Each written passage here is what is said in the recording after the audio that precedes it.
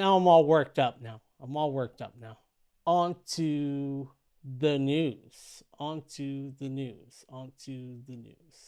Okay, here we are.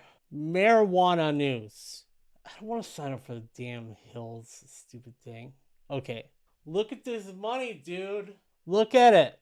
$2.7 billion in recreational pot taxes 2020. That's nationwide, but reminder that it's not federally available. What is everyone's problem? Just make it legal everywhere. Look at how much money you can get. People are always talking about the deficit and whatever and how expensive the American Rescue Plan is. Dude, the money's right here. Are you fucking kidding me? Seriously. Like, seriously. $2.7 billion in recreational. I guess they don't charge, I think in Massachusetts they don't charge taxes on medicinal marijuana. But there's other revenues and fees and stuff that all the government gets a little taste of, you know?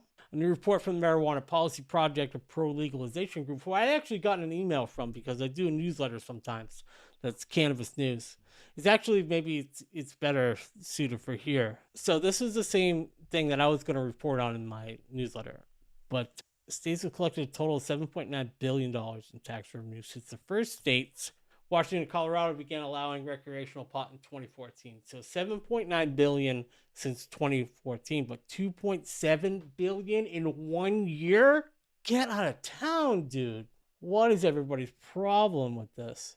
There's no problem. What we need is to get Fetterman into the Senate, and then boom.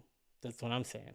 Here's another thing I've been seeing that's kind of cool, which is that a lot of beverage companies, including our very own Boston Beer Company, which I think is Sam Adams, Boston Beer Company, Constellation Brands, Molson Coors is in it, AB.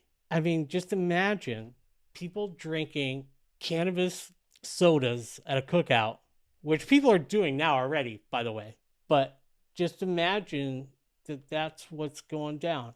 No one's going to drive drunk. I mean, they shouldn't drive under the influence of cannabis either.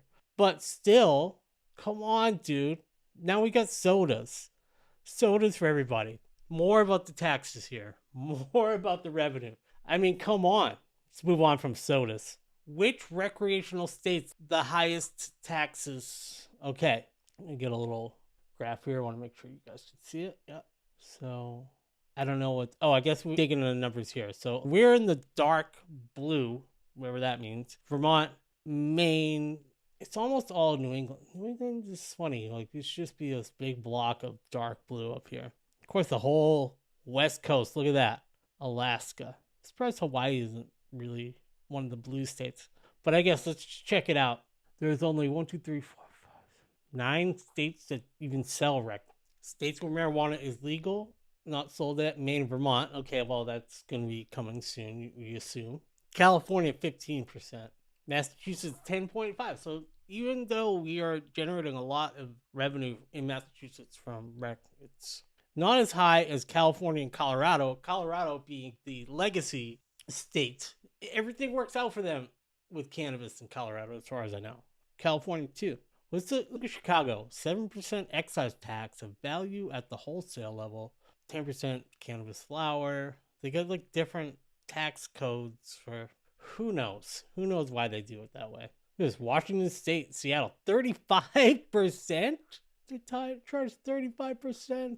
You know what, though? People are going to pay it. And they don't care. So why isn't it legal everywhere? Why isn't the government looking at this to make money? I can't even. All right,